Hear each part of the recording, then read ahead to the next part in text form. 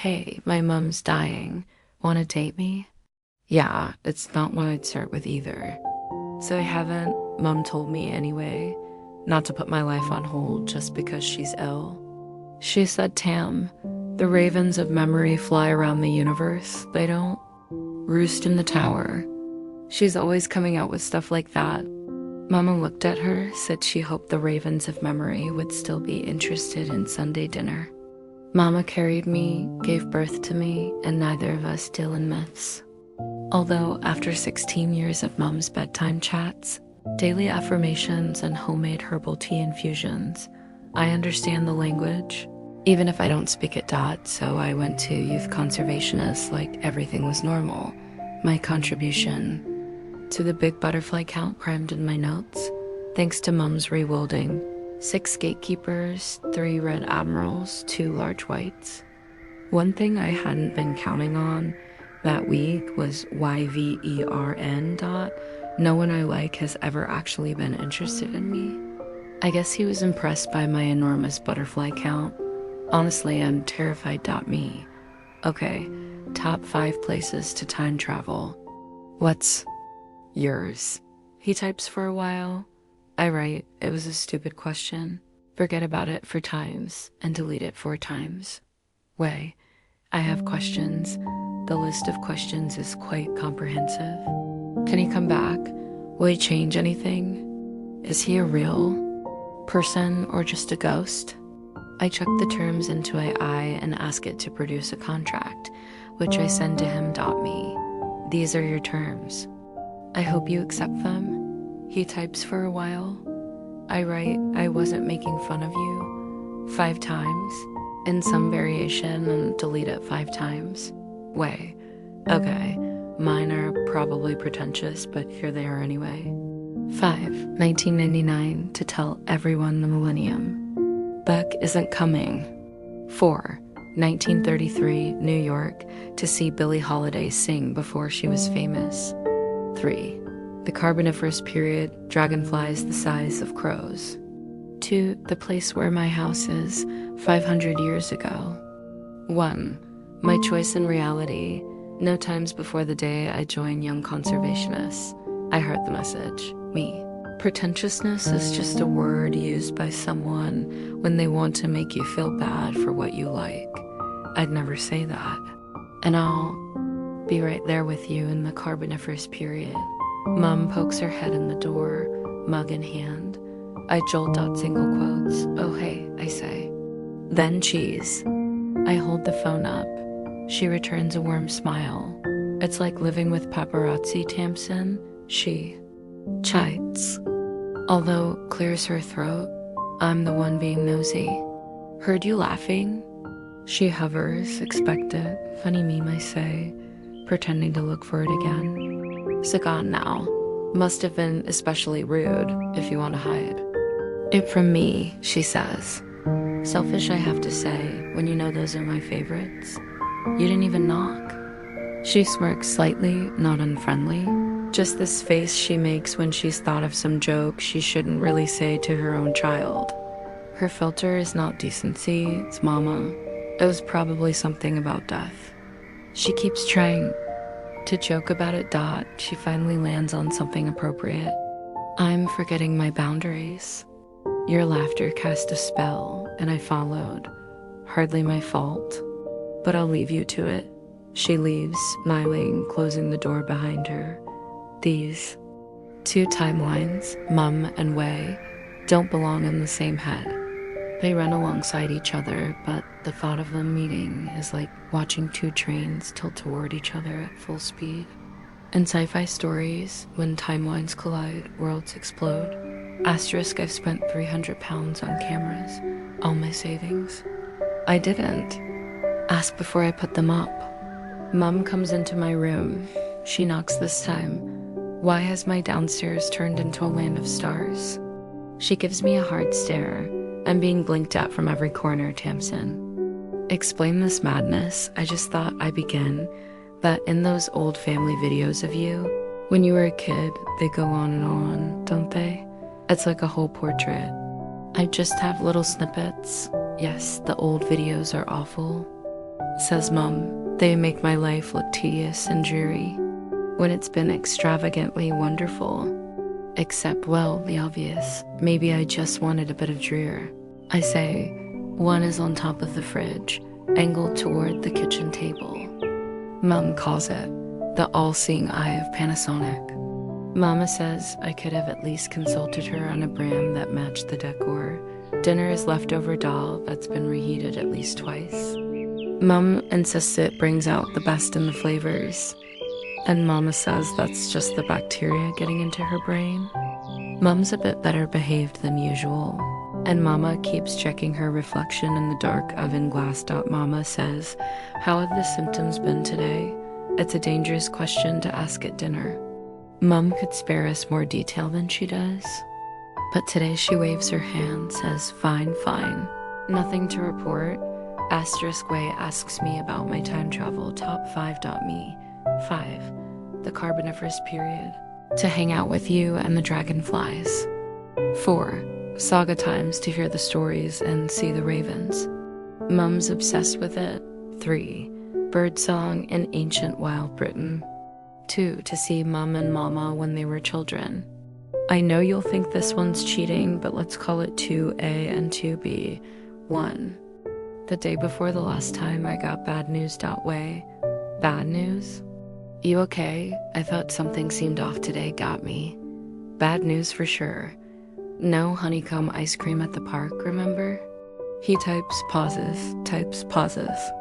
No message appears. I hear Mum's footsteps in the hallway, and a moment later there she is, leaning against the doorframe. She looks at the light blinking on the bedside table. Don't you blink at me while I'm talking to my daughter, she says, scolding. She holds out her phone, brings it over to me. I found this. On the screen, I can see myself. I'm dressed up in a sailor suit, the world's youngest mariner, with Mum behind me on a blanket in the garden. Toys are scattered around us. A whale, a crab, a squeaky octopus I still have today. 5 whole minutes, she says, beaming. Leaves the snippets in the dust. I'll send it to you. In the clip, Mama's filming Mum playing pretend with me. The blanket was a boat. We saw whales, islands, met stormy seas. And at the end, Mom became a pirate, sweeping me off the boat and into her arms. The footage had been uploaded from an old camera which jolted and jerked, more like a bumpy car ride. Then the high seas. And when Mom swept me into her arms, it seemed like she was still in frame for a moment longer than I expected. The camera hung on just a moment longer than it should. Asterisk, I filled 2 hard drives. I tell Mom it's for posterity. She said posterity shouldn't be involved when she forgets to take her towel to the shower. A posterior for posterity? I say. She manages a wry smile and asks no more. I'm learning from her. She's been quieter lately.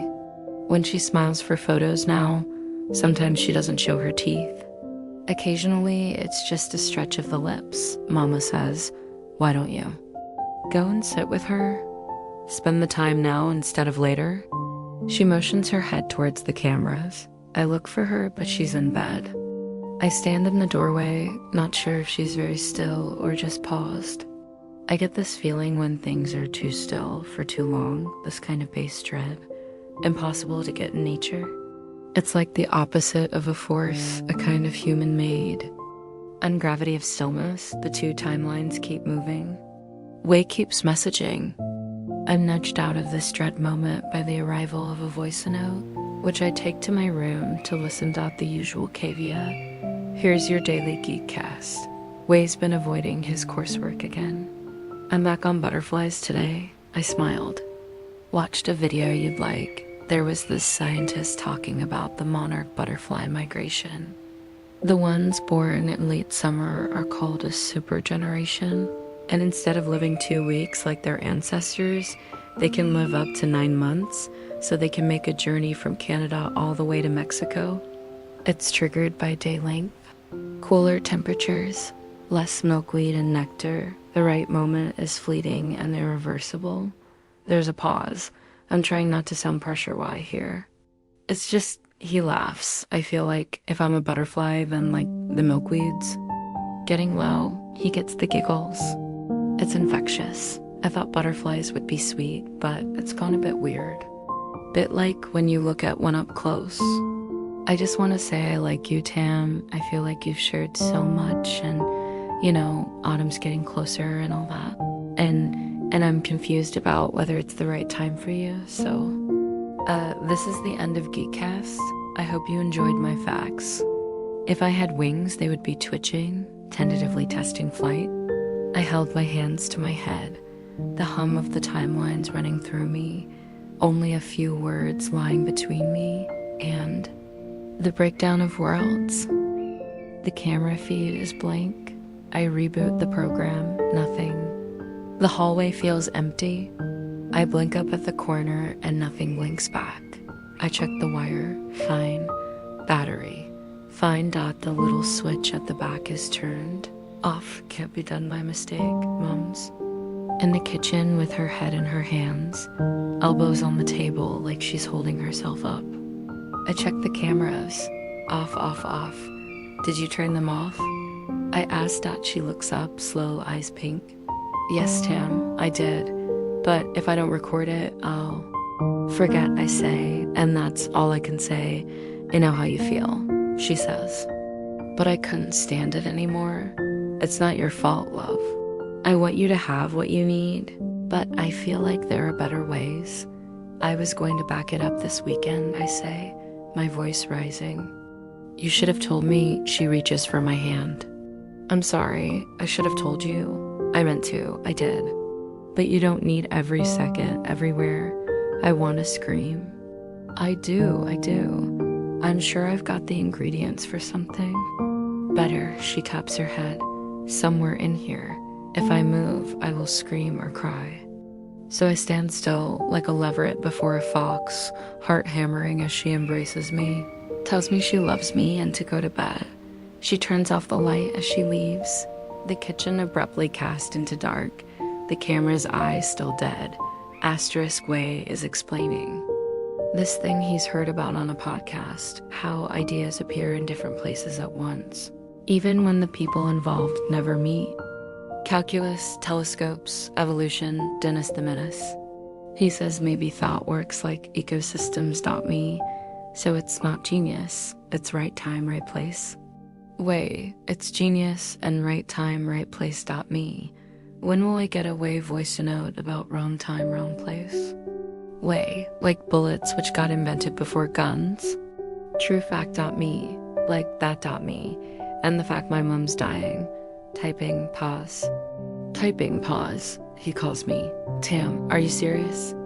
Yes, you just found out? No, I didn't realize. How did I not know? I snort. I'm sorry. It's just, of course you didn't. I've worked very hard to keep it from you. I'm so sorry, he says. I knew he'd say that. It's not wrong, but it's not right. This is where the timelines collide. I'd heard Mom have conversations occasionally with people about this. In the absence of anything else, I stole from her. I know you probably feel weird about what to say, I said. There's honestly nothing right you can say in this moment, so say anything. There's another pause. Then, offended, he says, I can't believe you were about to deny me the chance to meet your mom, who, by the scraps I've heard, is a magical being, and with a confession and a joke, the timelines meet under the same sky, and the world keeps its shape dot, so I keep talking. I tell him about the cameras, the blinking lights in every corner, every room watching her, and how I thought I could hold on that way. How she turned them off without even telling me first. When I finish, she says, and did she come back to you with something better? She hadn't, he made it sound like it had just occurred to him, but with the theatrics of a children's TV presenter. So I don't think memory works like that anyway. How's it supposed to work then? I ask. He hesitates. I watched a TED Talk about it once. Memory is not a camera. I think it's more like a story you're retelling. Every time you bring something to mind, "Thank you, Professor," I say, but that sounds worse. As if we never truly remember anyone at all. Maybe, just ignore the link I sent you, he says. I like that you sent it, I say.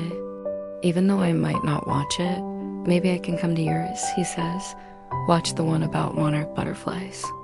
And bore your mom with my facts.